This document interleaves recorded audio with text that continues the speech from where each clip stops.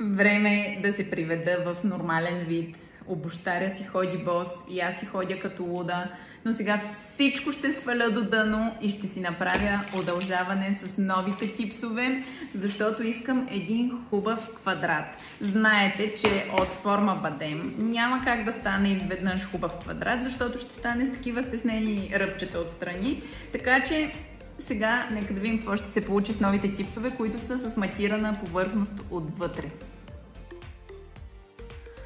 Първо взимам точно този накрайник с остър връх, защото този нокът, виждате, ми е направен преди няколко дни и най-трудно е да се свали цвят, когато е максимално близо до кожичките.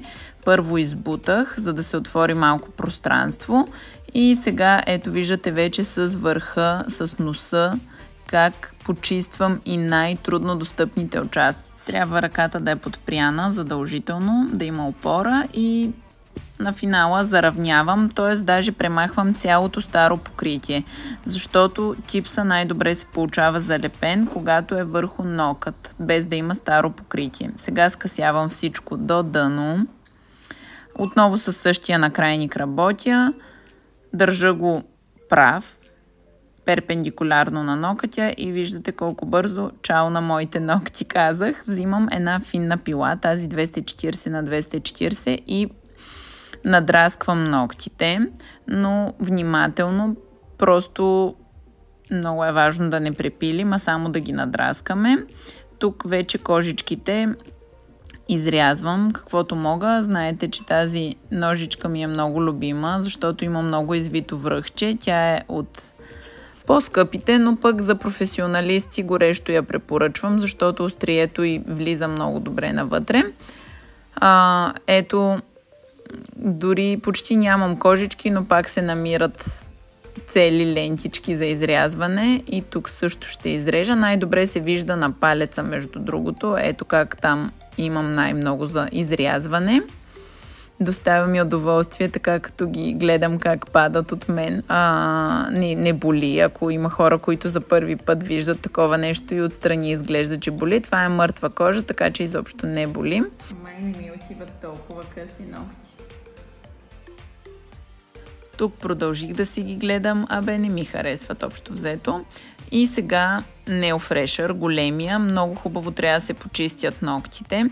След това се слага малкия Neofresher, много набързо.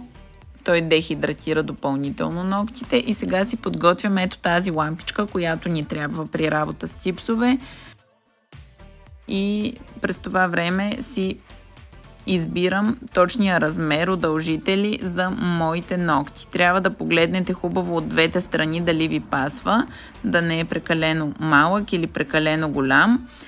Избирам си 5 удължителя и си ги поставям на масата наредени, така че да мога, като започна да ги лепя, да ги взимам последователно и да знам за кой нокът са ми. Тук си слагам и Ultra Bond.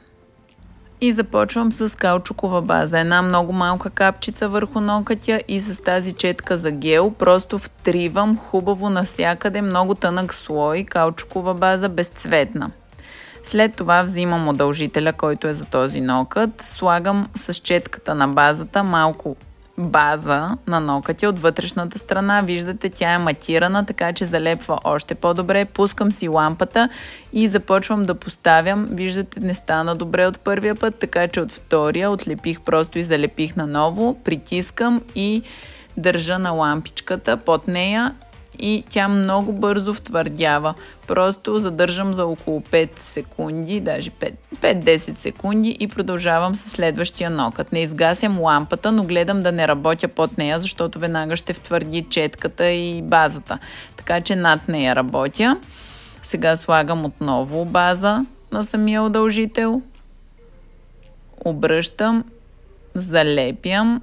Трябва много внимателно да проверите да няма въздух. Просто видите ли, че между удължителя и нокътя се получава някаква незалепнала част, трябва да отлепите и наново да залепите, докато не се получи идеално залепване. Не трябва базата ви да избликва отстрани по кожичките, защото тогава много трудно се пили, и просто трябва да оцелите точното количество. Нито да е малко базата, нито да е много.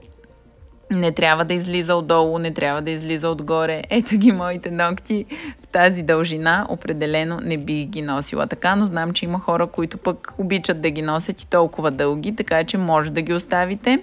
Аз с резачката за типсове изрязах по-голямата част и махнах лепкавия слой.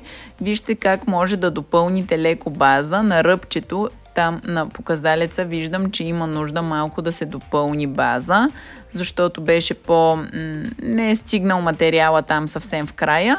Изпеках и доизрязвам лекичко и запилявам отстрани, отпред, където има нужда да оформям. Съвсем набързо, мисля, че са добре, само леко тук-там пипам и с буфер пила ги буферирам. Така, тук вече съм направила 3 от ногтите, но сега ще ви покажа как се получи този омбре ефект с вграден брокат. Първо слагам каучукова база в тънък слой и взимам ето тези люспички върху базата, която вече е изпечена. Те полепват върху лепкавия слой. Много е хубаво, защото те са много финни и не стърчат, а можем да ги пригладим и да стоят ето така. След това взимам 07 бъра. Това е Барби розово. Сега знаете, че и филма за Барби е много модерен и аз да съм в тон с модата. В крак с модата взимам четката за омбре и разнасям ето така този Барби розов цвят нагоре. Много лесно се получава и виждате как се прилива, така че дори и без останалата част от маникюра може и така да се носи. Но аз лекичко ще запечатам люспичките с база и слагам отгоре един малко по-дебел слой гел от Baby Boom, цвят, който идеално ми пасва на този модел, защото е леко бял, но пък не е плътно бял. Искам да се получи в средата по-плътно бяло, а отдолу да прозира розовото и в дъното да се вижда броката, сякаш е потънал и леко подаващ се в края. Правя си изравняване, много пъти съм ви показвала как. Просто с тънката четка си помагам и се получава идеален блик, така че лампата се отразява изцяло. Слагам топ лак и ето го и готовия резултат. Определено това не е моята форма, но искам да кажа, че се получиха много добре като форма, като здравина. Усещам ги много стабилни, много бързо се получиха с тези удължители и аз ще ги променя, защото определено квадрата не е за мен, но ако искате и вие да си удължавате ногтите толкова бързо и лесно, има различни форми удължители, има и комплект удължаване, който включва лампичката, типсове и резачка за ногтите, така че възползвайте се от този нов метод в 21 век и бъдете с красив маникюр. Целувки и надявам се видеото да ви е било полезно.